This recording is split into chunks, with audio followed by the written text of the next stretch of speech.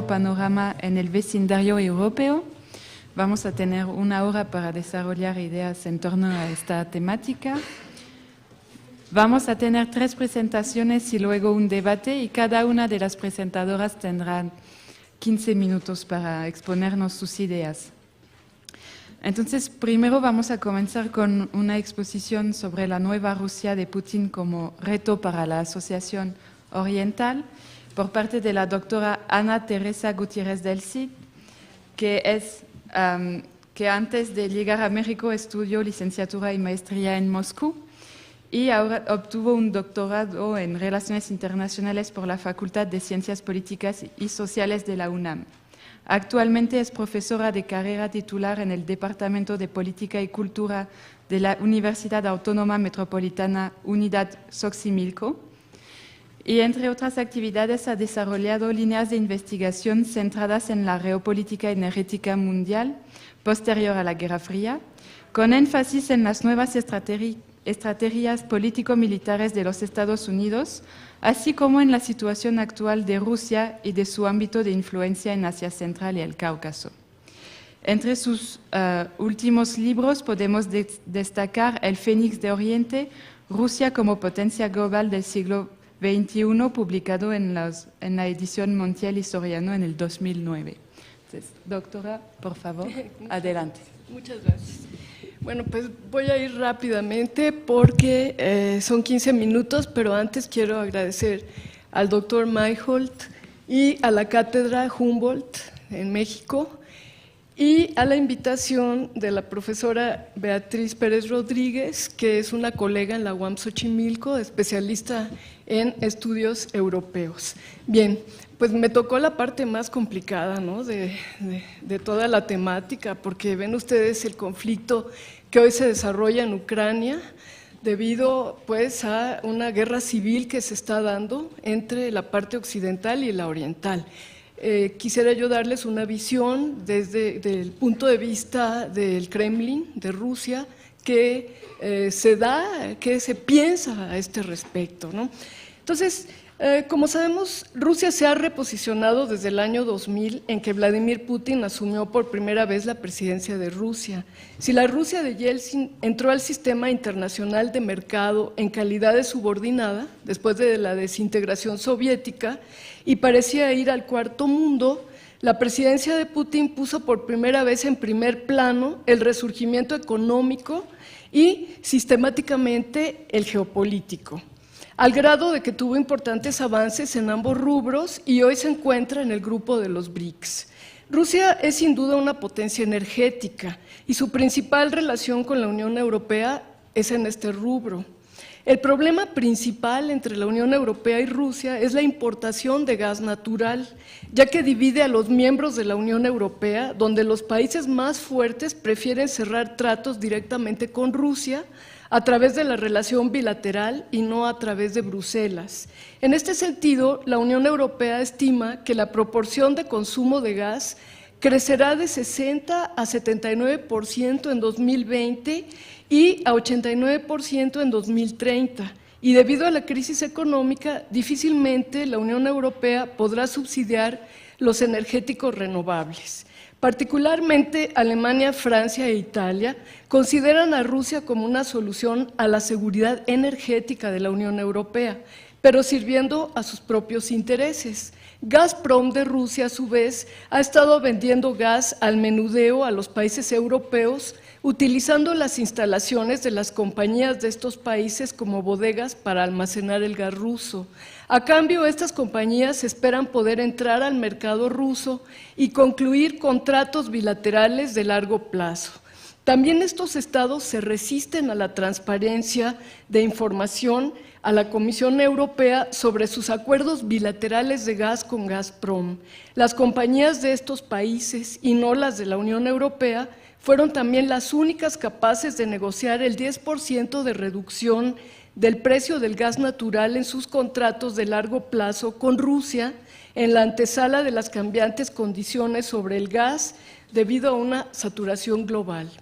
Estas relaciones de mutuo interés entre Moscú y las grandes potencias europeas se manifiestan en la construcción del gasoducto Nord Stream, que inició operaciones en 2011, y en los esfuerzos continuados hasta hace poco por construir el gasoducto South Stream. Pero ven ustedes, después del conflicto en Ucrania, esto se ha detenido. Además de Gazprom, la compañía alemana E.ON Ruhrgas y la compañía francesa GDF Suez son las mayores accionistas en el Nord Stream, y las compañías italianas también reciben 2.000 millones de euros de ganancia por los contratos del proyecto. El sector alemán de energía es el que posee las relaciones más cercanas con Rusia. Alemania importa de Rusia el 40% de sus necesidades de gas y es su mejor cliente, importando anualmente 35.000 millones de metros cúbicos, y esta relación es altamente beneficiosa para los dos países, ya que las compañías alemanas RWE y E.ON Ruhrgas y Wintershall se han convertido en los socios mayores de Gazprom. E.ON cumplió ya 22 años de cooperación con Gazprom en julio de 2012. Wingas es otra empresa conjunta entre Gazprom y Wintershall, logrando ventas récord anualmente. Wingas es una de las más grandes compañías alemanas abastecedoras de gas y opera activamente en su mercado interno, así como en Bélgica, Países Bajos, Gran Bretaña, Francia, Austria, República Checa y Dinamarca. Según el ex canciller alemán Gerhard Schröder, miembro del Consejo Directivo del Nord Stream, Rusia es mucho más dependiente de Europa desde que la Unión Europea recibe el 60% de las exportaciones de gas rusas. Schröder argumenta además que frente a las exportaciones provenientes de África y Medio Oriente, las rusas vienen de un socio más importante y estable. Este argumento se refuerza con el abandono de la energía nuclear en Alemania y con la lentitud y los altos costos en el desarrollo de fuentes energéticas renovables. Gazprom también coopera cercanamente con compañías francesas en la construcción del South Stream, pero bueno, como les decía, esto por ahora está interrumpido. ¿Cuánto tiempo tengo? Ok. Es que para no dejar de hablar de Ucrania, pero antes quería subrayar la importancia que tienen las relaciones energéticas entre la Unión Europea y Rusia, ¿no? Estas relaciones iban bastante bien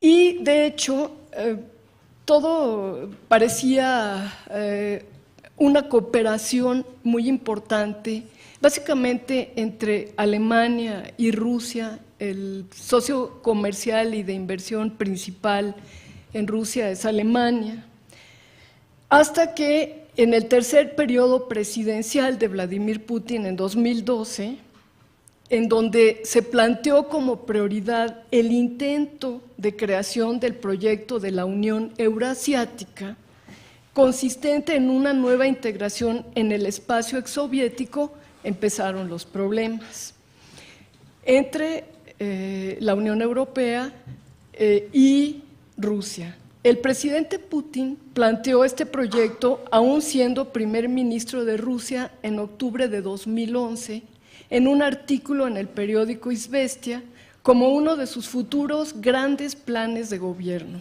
En este documento se plantea que el mundo ha entrado en una época de turbulencias y además que hay una nueva etapa de cambios tecnológicos y cambia también la configuración de los mercados globales.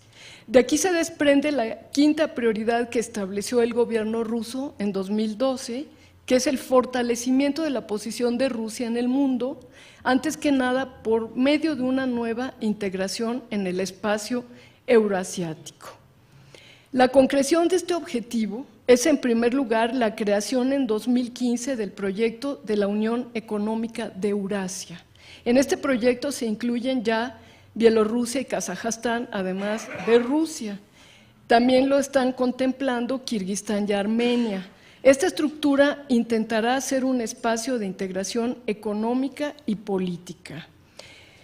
Lo que plantea el Kremlin es que este proyecto no consistirá en el renacimiento de la Unión Soviética, porque bueno, es que la Unión Soviética subsidiaba a todas las demás repúblicas, es decir, Rusia subsidiaba a las demás repúblicas. Cuando se desintegra la Unión Soviética, pues Rusia se concentra la riqueza. ¿Por qué? Porque es la mayor productora de petróleo, de gas, de diamantes y de muchas otras materias primas. Ahora no, ahora Rusia es capitalista y tiene una visión pragmática sobre esta unión y no se fundamentará en una base ideológica como lo fue el proyecto soviético, en el cual, como decía, Rusia subsidiaba a las demás repúblicas, sino que en esta nueva unión se incluirá a las repúblicas, pero simplemente en una unión comercial y básicamente con beneficios mutuos, pero por el peso que tiene Rusia, obviamente Rusia se va a beneficiar más. Y la lógica económica y política de la profundización de la integración en una parte del espacio exsoviético es muy importante, ya que las uniones regionales contribuirán, según este proyecto, al fortalecimiento de las economías débiles, sobre todo en Asia Central, que desde que se desintegró la Unión Soviética, pues tienen bastantes problemas económicos y, por lo tanto, tenemos que, para llevar a cabo esta nueva Unión Euroasiática que plantea el gobierno ruso, se proponen utilizar las instituciones existentes y que funcionen como un espacio económico único. Bueno, todo esto hasta aquí parecía bastante viable y probable hasta que se llegó a Ucrania. Bueno, mi visión personal es que el nuevo orden mundial no ha terminado de consolidarse después de Yalta y Potsdam. Ahí sí se estableció un nuevo orden mundial. Sin embargo, desde la caída de uno de los pilares de este orden, que fue la Unión Soviética, hay una inestabilidad internacional y hay la lucha por esferas de influencia económica. Me parece que aquí chocó el bloque de la Unión Europea y básicamente Alemania con los intereses de Rusia. Y a pesar de que son grandes socios comerciales, como ya lo anoté, de todas maneras, para Alemania, Ucrania es muy importante debido a que son 45 millones de consumidores potenciales y para Rusia, bueno, déjenme decirles el significado de Ucrania para Rusia. De hecho, en lo que concierne a Rusia, Ucrania es considerada como el territorio donde surgió la ancestral Rusia, la Kiev de Rus, el origen y la madre de las ciudades rusas. Y después los eslavos orientales, los rusos, se fueron extendiendo al norte.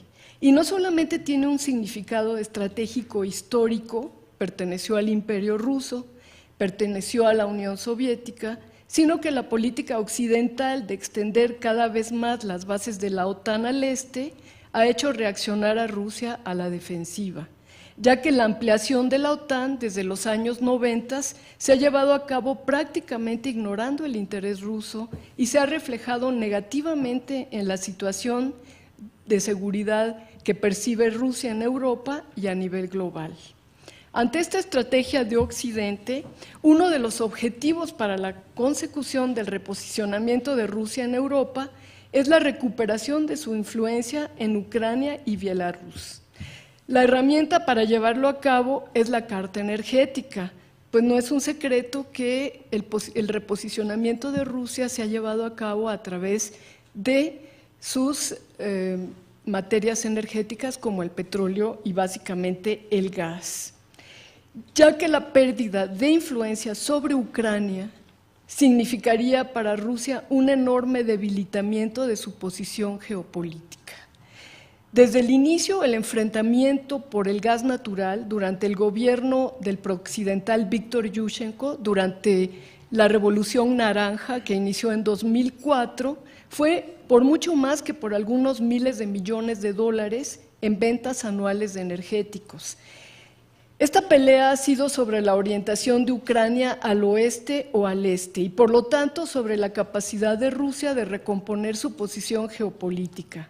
La Revolución Naranja de Ucrania, por lo tanto, en 2004, fue un evento trascendental en la conciencia rusa, un desarrollo contundente que ocupa el segundo lugar solamente después de la desintegración de la URSS, que podía marcar el día que Rusia se degradara a un estado irreversible desde el punto de vista geopolítico. También desde este punto de vista, Ucrania es un elemento central para la defensa de largo plazo y la supervivencia del Estado ruso. Y esto no se debe a factores étnicos, aunque Ucrania tiene la más grande comunidad rusa fuera de la Federación Rusa. Aún antes del periodo soviético, Ucrania estaba integrada al corazón industrial y agrícola de Rusia. Hoy no solo representa el punto de tránsito para el gas natural ruso a Europa, sino realmente es el punto de conexión de la infraestructura rusa entre el este y el oeste en lo que respecta a ductos, caminos, líneas férreas y carreteras. Bien, como ya me queda muy poco tiempo, hablé de la Revolución Naranja. En 2010 esta terminó con el ascenso de Yanukovych, que pertenece a la parte este de Rusia. Y quisiera finalizar diciendo que hoy en Ucrania, como sabemos, hay una guerra civil. Sin embargo, bueno, yo oí al embajador ucraniano que culpaba a Rusia de tener la presencia militar.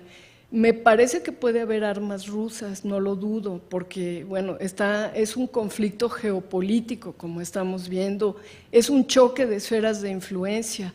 Sin embargo, más que combatientes del ejército, hay gente que va por voluntaria. ¿Por qué? Porque consideran que Rusia está constituida con Ucrania también, pertenece al mundo ruso. Y bueno, puede que a Occidente esto no le guste, pero para los rusos es una realidad, por un lado. Por otro lado, hay que decir también que ¿por qué hace esto Rusia de apoyar con armas la parte de la Ucrania oriental? Bueno, porque la caída de Yanukovych fue por medio de los rusos lo perciben como un golpe de Estado, ya que ahí hubo en la Plaza Maidán bastantes paramilitares, francotiradores. Occidente esto no lo reconoce, en los medios de comunicación se habla de que solamente había gente pacífica, y esto ha llevado a un conflicto porque el Kremlin reconoció finalmente al presidente actual ucraniano, pero le parece a la clase política rusa que no es un presidente legítimo porque emana de un golpe de Estado. Y también lo que es verdaderamente difícil actualmente para Europa son las sanciones impuestas a Rusia, porque Rusia es un mercado de 147 millones de consumidores y ha afectado bastante las sanciones en el sentido de que también la Unión Europea lo ha resentido. Por lo tanto, me parece que aquí tiene mucho que ver la visión geopolítica, la visión de Mackinder. Mackinder planteaba desde el Imperio Británico que hay que separar al Heartland, que hay que separar a los dos colosos del Heartland, que son Alemania y Rusia. Durante toda la Guerra Fría, Estados Unidos, que se convirtió en la otra gran potencia mundial, la superpotencia, mantuvo su hegemonía en Europa gracias a la distancia que logró hacer entre la parte occidental de Europa y la Unión Soviética.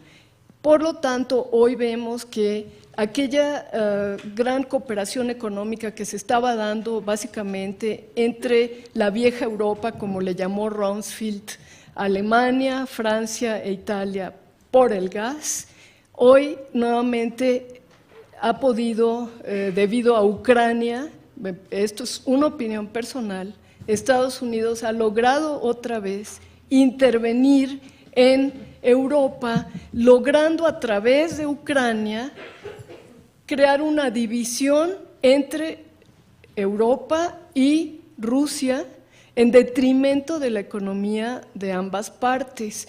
Y algo que hoy todavía amenaza es la situación económica, es la futura sanción que no se ha todavía decidido hacer Occidente, de sacar a Rusia del sistema SWIFT de transacciones económicas a todo el mundo. Y hoy Rusia plantea a su vez que si esto se lleva a cabo, entonces podría interrumpir, así están, digamos, las amenazas mutuas, ¿no?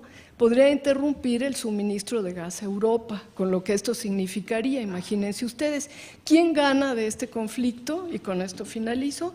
Gana Estados Unidos. ¿Por qué? Porque se fortalece su posición económica, pero además logra dividir a dos colosos, que son Alemania y Rusia, en Eurasia, pero además de todo esto, el sistema antimisil sí está haciendo peligrar la defensa, el equilibrio de seguridad europea, porque ya en Polonia y en varios países del exbloque soviético se plantea poner componentes del escudo antimisil, que quien comanda esto, Estados Unidos. Muchas gracias.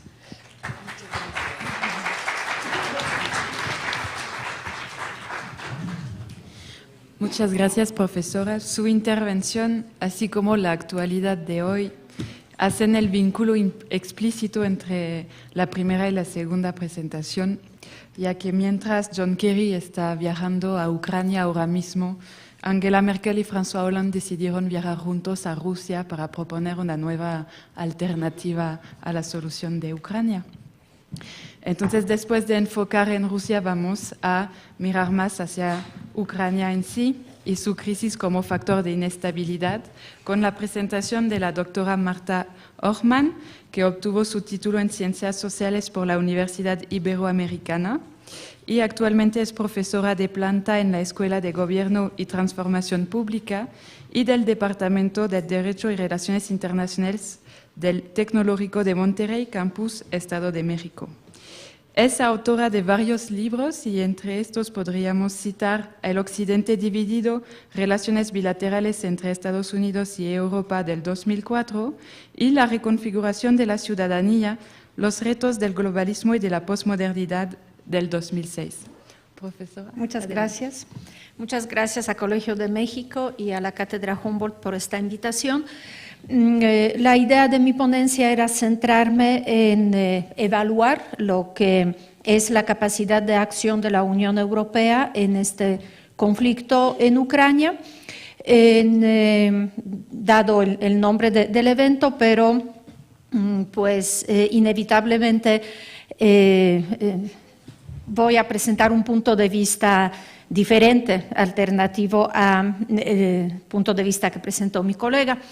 Voy a empezar primero con lo que es la política de la Unión Europea en esta región antes de la crisis, que básicamente se enmarcaba en lo que era la política de vecindad y un proyecto que surge en el 2004, que coincide con lo que fue la Revolución Naranja en Ucrania y efectivamente como el auge de lo que era la aspiración de Ucrania de ser parte de las instituciones europeas o por lo menos de la zona de influencia europea.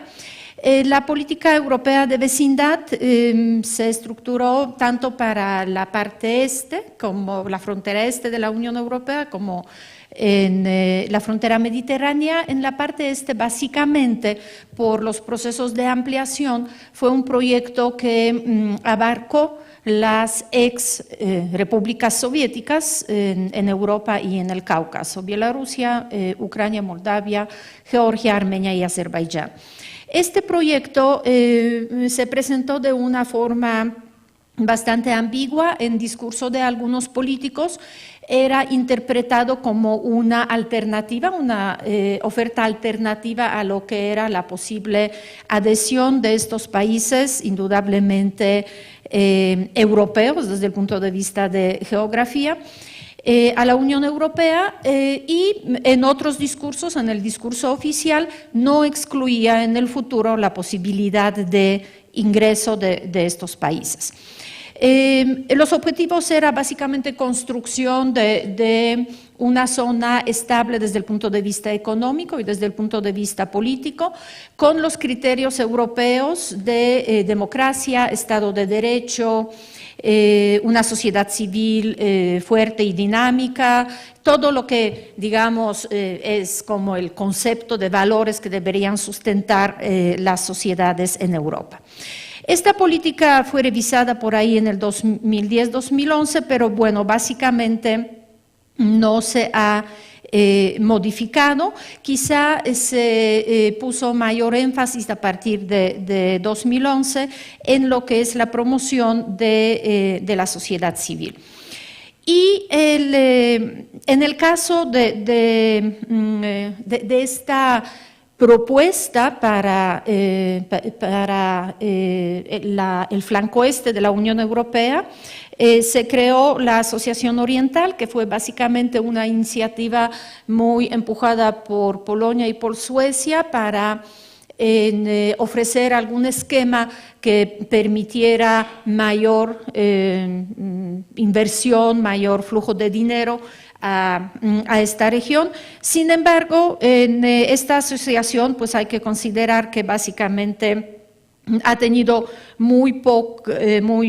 digamos, un desempeño relativamente deficiente, sobre todo porque pues muchos de los países, bueno, Bielorrusia, por ejemplo, Azerbaiyán, incluso Armenia, tienen gobiernos autoritarios. En el caso de Georgia, en el 2008 tuvimos lo que era la guerra entre Georgia y Rusia, que también complicó los asuntos. Del lado ruso, los fundamentos de la doctrina política rusa, el más importante es la integridad territorial del imperio. Rusia se percibe como un imperio, siempre se ha percibido así, incluso en la época de la Unión Soviética. Formalmente, aunque es cierto que en el periodo de Yeltsin Rusia tenía un perfil bajo en el mundo global, pero en la concepción de la política exterior de la Federación Rusa del 93, Yeltsin presenta estos dos conceptos: zona de influencia histórica y exterior cercano. Zona de influencia histórica son los ex países de influencia soviética que eran medianamente soberanos, como Polonia, República Checa, y exterior cercano son las ex repúblicas soviéticas. Y básicamente esta doctrina considera que es una zona de influencia rusa. Esos países no tienen soberanía en definir su propio futuro y su propia política exterior y deben estar, y el Occidente debe respetar esta posición de Rusia, esta posición imperial de Rusia. En los países de zona de influencia histórica, poco a poco sí han logrado extraerse. En el 95 Polonia, República Checa, Hungría entran a la OTAN, y evidentemente en 2004 incluso las repúblicas bálticas entran a la Unión Europea, y claro, logran también entrar a la OTAN, aunque en las ampliaciones posteriores. Entonces, frente a esta doctrina, este principio de integridad territorial del imperio es acompañado por la posición que para Rusia es importante. Rusia se percibe como un líder para los pueblos eslavos. No, algunos pueblos lo reconocen, otros pueblos eslavos no lo reconocen, y usa la religión ortodoxa con fines políticos. En el caso de Ucrania, digamos, el conflicto religioso, bueno, no conflicto, pero la presencia de dos iglesias ortodoxas es importante, una que está más apegada a lo que es la identidad ucraniana nacional, y la otra que es muy afín, muy leal a lo que es el patriarcado de Moscú y representa los intereses geopolíticos de Rusia. La Unión Económica Euroasiática es un proyecto que se remonta a 2010, cuando con la Unión Aduanera se funda por primera vez este concepto, que desde el principio era orientado a una unión más política. Ya desde el lunes de esta semana, desde 2 de febrero, Armenia es parte de la Unión Económica Euroasiática, y evidentemente Ucrania, en este sentido, para Rusia era sumamente importante porque es el país más importante en la parte europea, es el país más grande desde el punto de vista territorial, poblacional y también desde el punto de vista de su capacidad económica. Entonces, Rusia establece la regla que un país no puede tener alianzas con la Unión Europea y no puede ser al mismo tiempo socio de lo que sería la Unión Económica Euroasiática. Cuando el gobierno de Yanukovych dice que no va a firmar el acuerdo de asociación, hay protestas en Ucrania, hay el famoso Euromaidan durante las negociaciones donde estaba presente la Unión Europea. El presidente, expresidente Yanukovych desaparece de tal manera que desde el punto de vista de Europa y evidentemente del gobierno actual de Ucrania no es un golpe de Estado, es un abandono de poder, de funciones, y el nuevo gobierno es un gobierno legítimo. Evidentemente tenemos el caso de Crimea, donde independientemente de las lealtades de la población de Crimea, evidentemente tenemos una modificación de las fronteras, lo cual en el caso de Europa, paradójicamente, tiene un efecto positivo porque anteriormente, como ya se mencionó antes, había países como Polonia, como Suecia, repúblicas bálticas que consideraban el desarrollo de la expansión militar de Rusia como una amenaza a su propia seguridad, y países como Francia, que por sus razones también de industria militar, y Alemania, que estaba muy cerca de Rusia, pues evidentemente consideraban que era más bien una actitud exagerada. A partir de la anexión de Crimea a Rusia, la Unión Europea tiene una posición mucho más coherente, mucho más unida, y evidentemente en esta posición considera que la intervención de Rusia es una intervención desestabilizadora. Pero claro, si nos preguntamos cuál es la capacidad de acción de la Unión Europea, bueno, de entrada, evidentemente no se considera una intervención militar. De cualquier manera, si hubiera alguna, que no va a haber por el arsenal nuclear de OTAN, que también es evidentemente Ucrania ahí se siente defraudada por el occidente, dado que renunció a su arsenal nuclear bajo las promesas de seguridad de países occidentales, y actualmente pues Rusia sigue teniendo armas nucleares. Entonces la OTAN, por muy que despliegue las tropas y las instalaciones en Europa Central o en los países bálticos, pues evidentemente guerra con Rusia no va a tener. En el caso de guerra con Georgia fue muy obvio.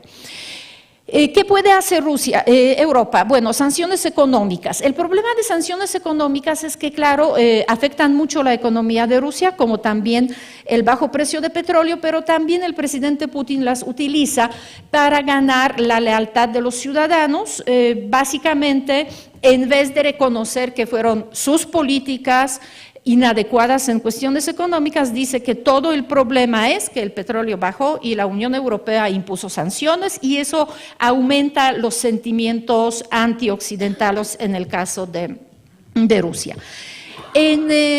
Yo creo que en realidad lo que debería hacer la Unión Europea, y es lo que se discute actualmente, es decidir si mayor apoyo militar en armas. Hasta ahora solamente se entrega el equipo defensivo. Claro, no se trata de entregar equipo ofensivo, pero sí el equipo defensivo más sofisticado, que permitiera proteger a los soldados o incluso a la población civil de lo que es el uso de cohetes. Evidentemente ahí la caída del avión de las líneas malayas, pues es como el que disparó y presentó evidencias de que las armas que tienen los rebeldes, pues evidentemente son entregados por Rusia.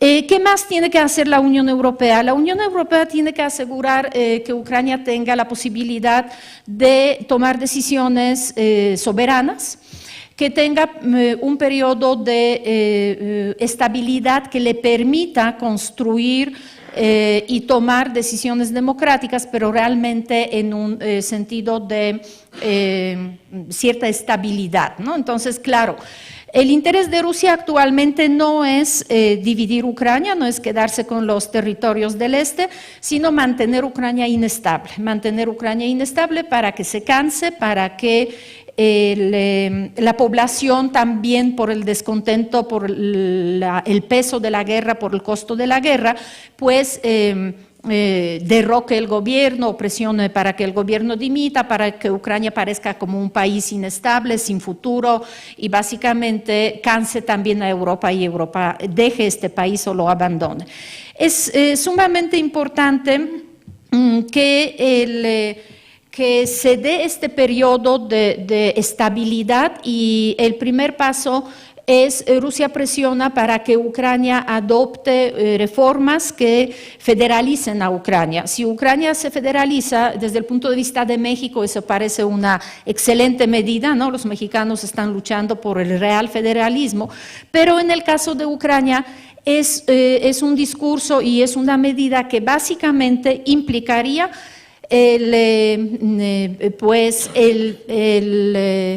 el Estado fallido, ¿sí? Implicaría que Ucrania dejaría de existir como un Estado o tendría muchísimas dificultades para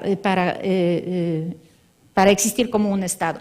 Entonces, para mí, si queremos analizar cuáles serían las pruebas de que la Unión Europea tiene una política exitosa en el caso de crisis de Ucrania, es evidentemente mantener la ayuda económica, aumentar lo que es el apoyo militar y resistir las presiones de Rusia para que la solución implique la federalización. Muchas gracias.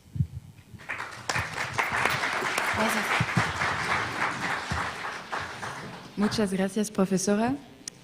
El último caso es un poco diferente, pero todavía representa un nivel de prioridad muy alto para la Unión Europea y sus países. Se trata del otoño árabe, del cual nos va a hablar la doctora Marta Tawil, que obtuvo su título en el Instituto de Estudios Políticos de París. Actualmente es profesora investigadora en el Centro de Estudios Internacionales del Colegio de México. Se desempeña como especialista sobre Medio Oriente, en particular el análisis de política exterior y relaciones exteriores de esta región. También coordina el programa interinstitucional de estudios sobre la región de América del Norte, PIERAN, en el mismo centro. Entre sus publicaciones podemos destacar un artículo sobre la política exterior de México con respecto a Irán y al conflicto israelí-palestino del 2014 en la revista Foreign Policy Journal, así como otros artículos sobre la política exterior de México hacia Medio Oriente en Foro Internacional y la coordinación de números especiales de la misma revista sobre el Medio Oriente y la situación de conflictos actuales. El último, a la fecha, acaba de publicarse, ¿no? A finales de 2014. Entonces, Marta. Gracias, buenas tardes. Agradezco al doctor Günter Mayholt y a la Cátedra Humboldt por esta invitación. Yo les voy a hablar de la Unión Europea, su capacidad de acción ante Medio Oriente y el mundo árabe en particular. Evalúo su capacidad de acción observando dos dimensiones, muy brevemente, porque no tenemos mucho tiempo, dos dimensiones de esta acción, la dimensión político-estratégica y la dimensión económica. Son dos dimensiones distintas, pero muy interdependientes, que nos permiten observar algunas oscilaciones en esta capacidad de acción de Europa hacia Medio Oriente, en particular en los últimos años. No voy a hacer historia, pero nada más quisiera recordar que en 1995 Europa intentó recuperar el terreno perdido que perdió en Medio Oriente desde el inicio de la Guerra Fría, incluso iniciando la era unipolar, después en la posguerra fría, con el lanzamiento de una asociación euromediterránea que se inauguró en Barcelona en noviembre de ese año. El principal objetivo de esa asociación euromediterránea fue y ha sido, aunque ha cambiado de nombre, la de promover la prosperidad y la estabilidad en la región. En términos económicos, esto ha significado promover el modelo neoliberal como la condición sine qua non de la liberalización política, algo que no ocurrió nunca. Y bueno, en el plano regional, los países socios adoptan un programa de trabajo que define las acciones y las prioridades políticas, económicas y culturales. Pero en realidad lo que ha predominado son los acuerdos bilaterales, la asociación entre la Unión Europea y países individuales de Medio Oriente y del Mediterráneo, y uno de sus objetivos es crear una zona de libre comercio en torno del Mediterráneo. En la práctica ha sido la relación de la Unión Europea con los países de Medio Oriente una relación primordialmente bilateral, y hasta la fecha, grosso modo, los países que más presencia tienen en términos de comercio, de inversiones, de acuerdos comerciales, etcétera, son Alemania, Italia, España y Francia. Sin embargo, hay que decir, en términos globales, a partir de 2004, la Unión Europea empezó a perder terreno en las economías e inversiones en Medio Oriente y África del Norte. ¿Y quién empezó a ganarle terreno? Los países del Golfo, que son de hecho los primeros ya inversionistas que desplazaron a Europa a partir de 2004 en Medio Oriente, y el tercero, me parece, en el norte de África. Y esto sigue, esto no ha cambiado, a pesar de la recuperación en algunos sentidos de Europa. También Europa se ha visto desplazada en términos muy claramente de inversión extranjera directa desde 2004. Se esperaba que con el inicio de lo que se ha mal llamado Primavera Árabe, la cooperación técnica, que es muy importante en el caso de la relación entre la Unión Europea y Medio Oriente, cambiara, lo mismo que las cláusulas o los condicionamientos para firmar acuerdos comerciales con estos países, ¿no? Según el respeto a los derechos humanos, la represión o no por parte de los regímenes dictatoriales tambaleantes frente a las movilizaciones populares. Sin embargo, no ha habido hasta la fecha ninguna reorientación ni suspensión de la ayuda europea, sino todo lo contrario. Se esperaba que con el inicio de estas transiciones políticas en algunos países árabes, la Unión Europea, de hecho lo dijo, varios países europeos lo dijeron, Bruselas lo dijo, digamos, en el discurso, que integraría en adelante sus intereses con los de las sociedades civiles en estos países, los actores no estatales que estaban tan movilizados, las organizaciones no gubernamentales, otras empresas privadas no ligadas a los regímenes autoritarios, pues para articular soluciones a problemas, a demandas económicas y sociales. No ha sido así. Hasta ahora sigue predominando el mismo esquema en el que, grosso modo, los problemas económicos no se atienden de manera coordinada y se sigue excluyendo a estos sectores de las decisiones. O en todo caso se les sigue viendo primordialmente, como ha sido desde el 95, como sobre todo receptores de fondos de ayuda y de entrenamiento. En el tema del diálogo político y de la seguridad, resaltan sobre todo, y muy brevemente lo voy a mencionar, el tema israelí-palestino y el de las sublevaciones populares en el mundo árabe. La Unión Europea hasta la fecha lo sigue haciendo, como de hecho Estados Unidos desde los años 70 o desde el 67, considerando digamos, la posición oficial es que denominar a Israel potencia ocupante. Y a Cisjordania, Gaza y Jerusalén Oriental como territorios ocupados. De hecho, en este terreno político, la Unión Europea también intentó ganar terreno, no solo en lo económico, en lo político también, por ahí del 96, designando un representante especial para Medio Oriente, que tiene hasta la fecha. Sin embargo, el papel ha sido menor. Y sigue siendo, lo ha seguido siendo desde entonces y hasta la fecha, menor en este tema. Ha sido incluso en el tema israelí-palestino, la capacidad de la Unión Europea se ha mostrado sobre todo en el ámbito económico. El problema es que de gran ayuda económica a la Autoridad Nacional Palestina, que se creó en el 94, sin embargo, hasta la fecha, la ayuda económica no ha podido resolver el problema de la total dependencia, por ejemplo, de los territorios palestinos y de la Autoridad Palestina hacia Israel.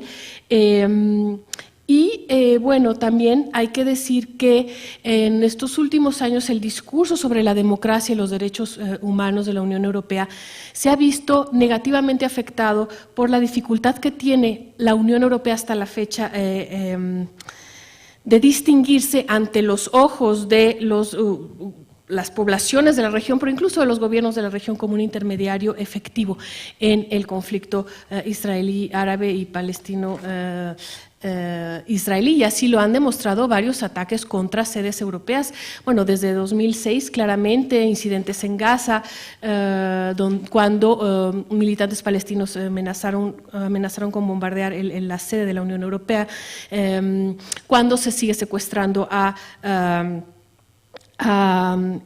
ciudadanos europeos.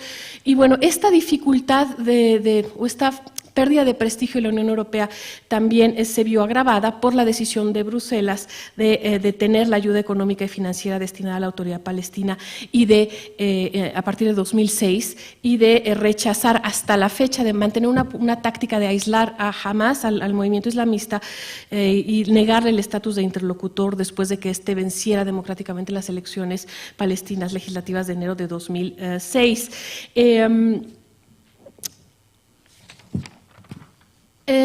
Paso ahora al tema de la primavera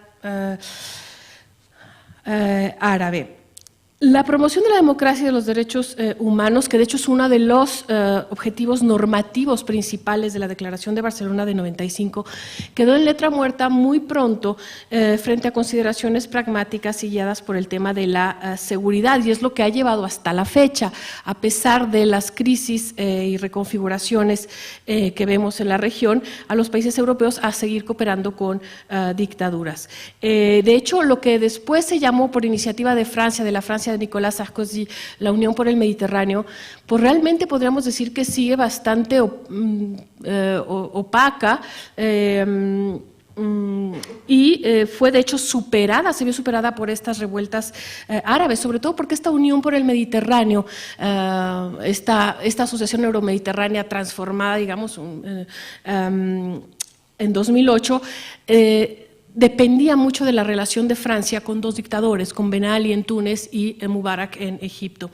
Y bueno, a partir de 2011, sin saber al parecer muy bien cómo responder a la aparición de nuevos actores políticos y fuerzas populares, la Unión Europea, como sabemos, fue retirando su apoyo a los dirigentes autoritarios de manera tardía, muy selectiva y incluso incoherente, en un contexto en el que no les servía mucho quizá hacer eso, porque ya llevaba los países europeos, la Unión Europea y Estados Unidos llevan ya decenios de, varios años, en las que su credibilidad estaba en los niveles muy bajos. Hay que señalar también, y sobre todo, problemas de coordinación, desde luego, esto no es nuevo, de consenso entre los miembros de la Unión Europea. En el tema sirio, uno de los más recientes que seguimos viendo hasta la fecha, desde 2011, mientras Francia, por ejemplo, dio inmediatamente la bienvenida a lo que se llama la Coalición Nacional Siria y la llamó el único representante legítimo del pueblo sirio, la Unión Europea lo considera solamente un representante legítimo del pueblo sirio, de entre otros. Hay otros ejemplos que no puedo mencionar aquí por falta de tiempo, que muestran justamente esa falta de consenso, de coordinación, de discurso, de política. En todo caso, ha habido sobre todo titubeos por parte de la diplomacia europea. En el caso de Siria ha contribuido, me parece, no es necesariamente Europa la única responsable, pero sí ha contribuido a que el régimen sirio se perciba en una posición de fuerza, a pesar de todo, y contribuye y que interprete estas precauciones como la señal de que reconocen a Siria como un actor indispensable para la estabilidad de la región. Y además, a medida que las presiones europeas fueron aumentando y siguen aumentando, no, de hecho ahora más bien están un poco calladas, pero el año pasado todavía el régimen sirio siguió optando ante estas presiones por una estrategia de propaganda grosera que todos ya conocemos, como la de instrumentalizar a los cristianos para conmover con cierto éxito a los europeos de que son los que importan y de que están a salvo con el gobierno de Assad que sin él. Además de los problemas de consenso entre gobiernos europeos y en esta política exterior bicéfala que la doctora Ruano mencionaba hace un momento, esta mañana, hay problemas que tienen que ver con las percepciones de los países de la Unión Europea sobre Medio Oriente y con las opiniones públicas. Percepciones, ¿a qué me refiero? Un ejemplo me parece muy claro. Cuando el contagio revolucionario llegó a Siria en 2011,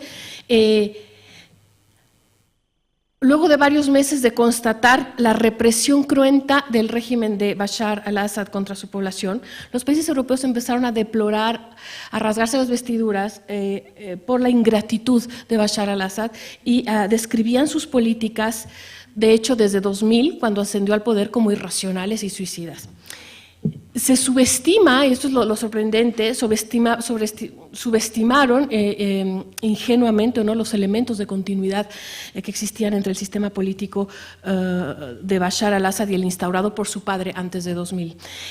Por lo que a las opiniones públicas respecta, lo sabemos, muy difícil entender, no se diga medir con exactitud, cómo y por qué las opiniones públicas nacionales y los medios de comunicación pueden ser factores clave en el análisis de la acción de la Unión Europea hacia las crisis de Medio Oriente, ¿no?, bajo ciertas circunstancias, durante determinado tipo de crisis. En todo caso, su influencia varía mucho según el país europeo del que se trate. Y en general, la atención pública en Siria sobre el tema sirio ha tendido, y la primavera árabe en general, a ser esporádica. Y están ahí los datos, las encuestas, una pequeña proporción del público europeo realmente es la que se interesa de manera continua y activa en lo que ahí está ocurriendo. Aunque, claro, es un hecho que no solo las élites políticas europeas usan a los medios para incidir en sus opiniones públicas, sino que también la imagen que tienen las poblaciones de países europeos de lo que ocurre en el mundo árabe pues se construye y evoluciona de tal manera que sus gobiernos no pueden ignorarla, ¿no?, en sus acciones o en la ausencia de, en sus acciones, perdón. A estas opiniones públicas europeas puede vérseles como causa o como consecuencia, desde luego, de la falta de consenso y coordinación entre los gobiernos, pero lo que es un hecho es que importan por dos motivos. Uno, porque el Islam y el islamismo se volvieron un asunto de política interna desde hace muchos años en los países europeos, principalmente de Europa Occidental, debido al número importante de personas de fe musulmana, árabes o no, que ahí habitan, y también las opiniones públicas importan en la medida en que sus emociones parecen seguir permeadas de una visión fundamentalmente negativa o estereotipada del Islam y de los árabes, tanto los de afuera como, sobre todo, y ese es el problema, a veces mayor, de los nacionales, los de nacionalidad ciudadanía europea, de los que han nacido, crecido ahí, y que en algunos países se les percibe como apéndices de los países de allá, de Medio Oriente, y no como parte integral e integrada de la nación. Ahora, esto no significa que las imágenes y los videos de los terribles crisis humanitarias, sobre todo, que ha generado la primavera árabe, no hayan interpelado a la Unión Europea. De hecho, desde 2011 la Unión Europea sí hace uso del arma económica contra el régimen, por ejemplo, sirio. ¿Han sido efectivas? No. Antes de afectar a la cabeza del régimen, perturbaron a la banca comercial de Siria, el Banco Central, e impusieron, y el problema es que dado que Siria ya se encontraba bajo los efectos de las sanciones estadounidenses, las medidas comerciales y bancarias de Europa reforzaron los mecanismos que nutren las finanzas del régimen. Y, por ejemplo, el contrabando con Líbano, que siempre la Unión Europea deploró, rápidamente reemplazó a las importaciones oficiales, lo que beneficia financieramente a los servicios secretos sirios que controlan su engranaje. También se decidió confiscar los bienes de las figuras del régimen sirio, se hizo sin transparencia alguna. Entonces, las sanciones, y la misma Unión Europea lo reconoce, contribuyeron de manera perversa a debilitar a la oposición, haciendo la vida de la insurgencia siria mucho más difícil y dependiente de la ayuda externa. Hasta la fecha, hasta hoy, los socios europeos siguen muy divididos sobre la oportunidad de una intervención militar en Siria. No sorprende tanto quizá como en su momento sorprendió la ausencia de la Unión Europea de la crisis, militarmente hablando, digo, de la crisis en Libia. Más recientemente vemos actuar contra el Estado Islámico, sobre todo a Gran Bretaña y Francia, como en su momento ocurrió con Libia, aunque no queda muy claro si estos medios militares son suficientes y sobre todo porque no se actúa también en Siria. A modo de conclusión, me parece que Europa sigue siendo, en este contexto de poscrisis, incapaz de un mínimo de cohesión cuando debe examinar opciones militares en las crisis múltiples que aquejan a esta región. Parece más capaz, más decidida a actuar en el plano económico y de la seguridad, aunque si uno lo evalúa en términos de resultados con respecto a los objetivos que la misma Unión Europea se plantea a sus documentos oficiales, pues estos están lejos de ser óptimos, son lejos de ser óptimos para consolidar estrategias de desarrollo y justicia social en estos países, promover paz y seguridad o detener incluso la migración hacia Europa, que es una de las principales prioridades, digamos, la prioridad quizá o la preocupación principal de la Unión Europea, que empujó a la firma, de hecho, o a lanzar esta asociación euromediterránea. No ha detenido la migración, su política no ha ayudado tampoco, me parece, en ese sentido. En términos de prestigio, me parece que tampoco estamos en la capacidad más óptima, y esto es paradójico porque la Unión Europea, uno podría decir es paradójico porque sigue siendo por mucho de los países de la OCDE el que más contribuye a título de ayuda pública al desarrollo, si incluimos la ayuda bilateral de los Estados miembros. Sin embargo, esta ayuda financiera tan importante en volumen no se pone al servicio de una diplomacia fuerte en la región, sino que han predominado la pasividad y o la realpolitik en su sentido más crudo. Y lo estamos viendo ahora recientemente con Egipto, en donde pues el interés estratégico que representa para Europa es Egipto, prima sobre cualquier consideración de derechos humanos. Podría pensarse que la pérdida de credibilidad de Estados Unidos en la región había ofrecido más margen de maniobra a la Unión Europea para actuar o para tener una diplomacia, una presencia más firme, para llenar huecos que Estados Unidos había dejado.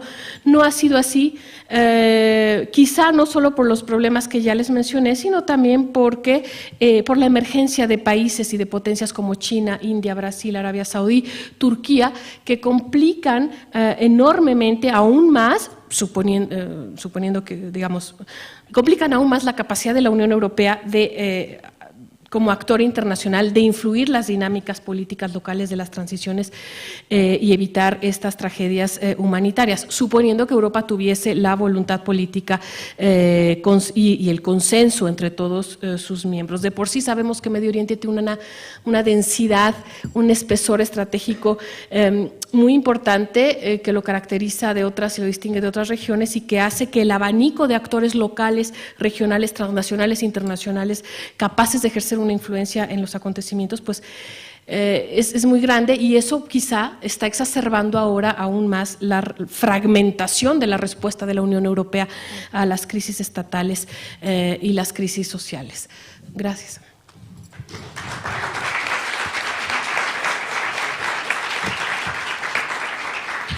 Muchas gracias, Marta. Muchas gracias a las tres. Pido disculpas por haber tenido que restringir su voluntad de explicarnos bien estas crisis complejas, pero gracias a esto tenemos 2 minutos de debate, es decir, 2 preguntas muy cortas. Favor de presentarse y hacer las preguntas de manera muy sintética, por favor. Ok. 1, 2, 3, 4 y ya. Gracias.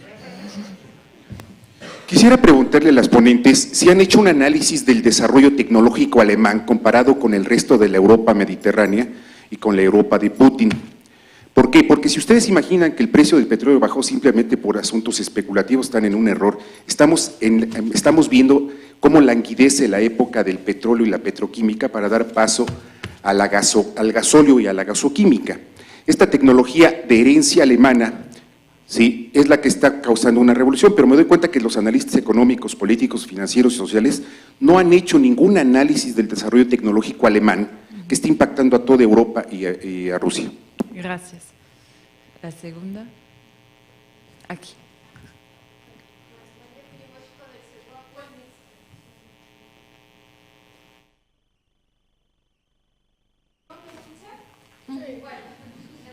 Quizás no tanto preguntas, sino comentarios, ¿no? Muy importante el seminario adoptado una iniciativa por importancia geopolítica en un mundo que está convirtiéndose en y quizás por otra cuestión de falta de información, como se mostró en la segunda ponente, ¿no? Entonces, solamente quería llegar a la primera intervención que incluso Obama reconoció en la entrevista a CNN, intervención directa de Estados Unidos en el golpe del Estado en Ucrania. Entonces fue completamente abierto y sincero, por decirlo inesperadamente, de este personaje. Y por segundo, creo que faltó en este análisis una imparcialidad, ¿no?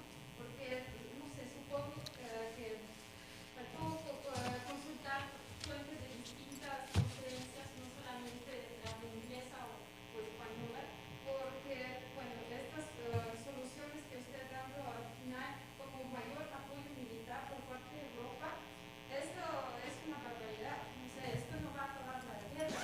Es más bien no que Rusia pensara, que también usted lo dice, que tener a Ucrania inestable es toda la belleza. Y es completamente al revés, por intervención de Estados Unidos y de Europa, por los intereses de meter la OTAN, meter estos como intereses geopolíticos y tratar de debilitar a Rusia, que ya no es la misma de los años 90. Por eso, claro, piensen que vendió el país y considerar que el país está reconstruyendo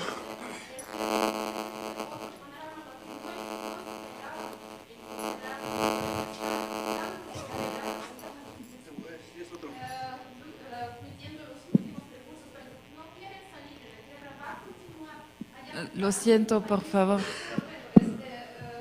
creo que falta imparcialidad en su análisis y luego otras comentarios así completamente, creo que basados en opinión propia, sino en un análisis de múltiples fuentes. Muchas gracias.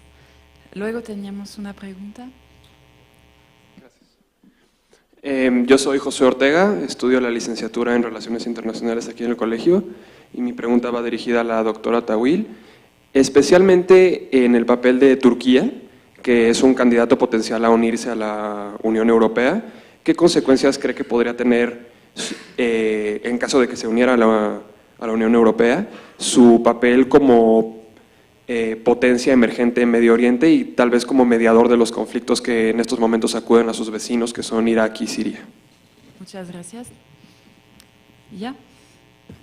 Aquí. Y ya, no, los demás, lo siento, no puedo. Bueno, mi nombre es Viridiana González Márquez, soy estudiante de la licenciatura en Relaciones de la FES Aragón UNAM y mi pregunta va en torno hacia qué papel jugaría China en esta nueva conformación de la Unión Euroasiática y cuál es el tipo de apoyo que le daría a Rusia. Muchas gracias. Muy brevemente, bueno, primero que nada, sí coincido en que falta de dosificar la información. De hecho, hay que ver también qué se está diciendo en Rusia. Coincido totalmente con lo que la señorita acaba de plantear. Y por otro lado, ¿qué papel tiene China? Muy importante. De hecho, es el eje de Rusia y China, son el eje de la nueva conformación geopolítica que está dando al mundo una configuración multipolar del mundo. De hecho, esto empezó ya hace tiempo, cuando Estados Unidos, ya sin ataduras por la caída de la Unión Soviética, empezó a adueñarse de los recursos petroleros mundiales en Irak y en otros lugares del Medio Oriente, y por lo tanto tenemos que China y Rusia son el bastión de este nuevo orden multipolar. Vemos que cuando suceden las sanciones a Rusia por Ucrania, porque Putin reabsorbió la península de Crimea, debido a la posibilidad de que la OTAN pusiera ahí una base militar, entonces se dio la construcción del gasoducto Fuerza Ucrania, desde Siberia a China. Esto es muy importante. Por otro lado, hay una fuerte cooperación militar. Y bueno, pues aquí dejaría. Gracias. Muchas gracias. Mis fuentes no son de hecho en inglés.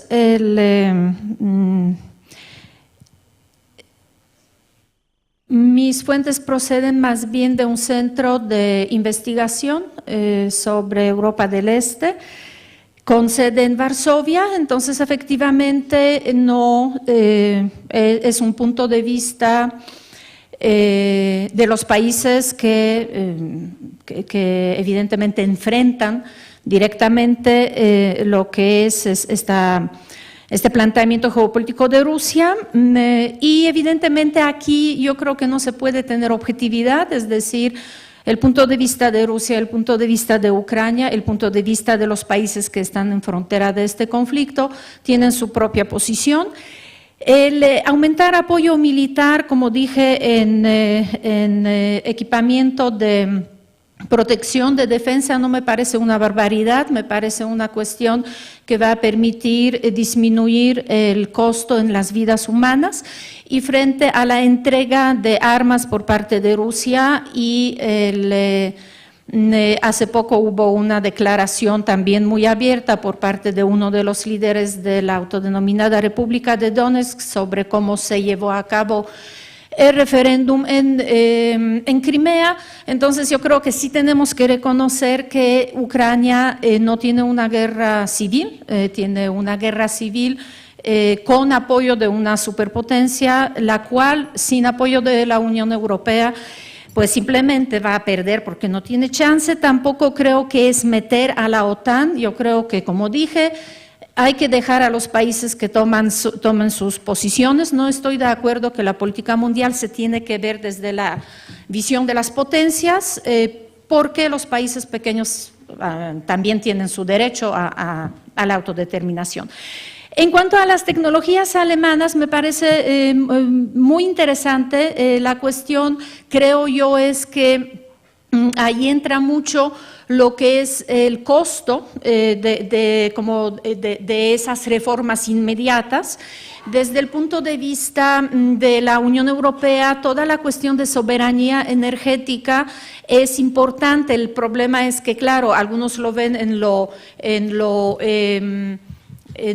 nuclear, y esas nuevas tecnologías que Alemania presiona a corto plazo aumentan el costo económico. Entonces yo creo que en la época de crisis, desgraciadamente, en el último plan económico, de hecho, la posición de Alemania era otra vez como una posición un poco aislada frente a otros países que lo quieren desacelerar, pero creo que es un tema súper interesante, ¿no? Y en el caso de China, en el caso de Asia Central, China y Rusia, aunque tienen actualmente muy buenas relaciones, pero pues evidentemente tienen también una posibilidad de conflicto. China, por ser un país sobrepoblado y en necesidad de recursos, pues evidentemente ve a Siberia como un territorio sumamente atractivo. Hay digamos, infraestructura que se está construyendo, y a largo plazo pues también hay un temor que China puede regresar otra vez a ser enemigo. De ahí que también la Unión Euroasiática claramente es un proyecto para que los países de Asia Central no entren dentro de la zona de influencia china. No es solamente cuestión de petróleo, es también cuestión de agua, que en Asia Central, aunque el occidente lo ve desde el punto de vista de petróleo, de los que viven ahí es sobre todo el problema de agua, y lo más preciado es el agua. Gracias. Gracias. Súper rápido. No, Turquía, no tengo una bola de cristal, pero Turquía no va a ser parte de la Unión Europea. Hace mucho que dejó de ser un candidato súper potencial para la Unión Europea, me parece. La Unión Europea no quiere, me parece, y Turquía ya no hay consenso, si es que alguna vez lo hubo. Y esto va más allá de que esté en el partido, en el gobierno, el AKP. Me parece que… Pero bueno, si queremos forzar la reflexión y si suponiendo que en algún momento se integrara, vamos, hay que decir que si solita Turquía ha tenido dificultades para afirmarse como potencia, digamos, como mediadora en conflictos en Medio Oriente, pensando solo en términos de seguridad, de resolución de conflictos, siendo parte de la Unión Europea, no sé cómo, no sé, quizá seguiría fungiendo como puente entre las dos subregiones, pero vamos, no sé hasta qué punto. Me parece que más bien afectaría aún más su papel o quizá lo desdibujaría aún más, no lo sé. Aunque sin duda su poder suave seguiría siendo muy importante, como lo ha sido en los últimos años en la región, por su cultura, sus telenovelas, su producción fílmica, etcétera.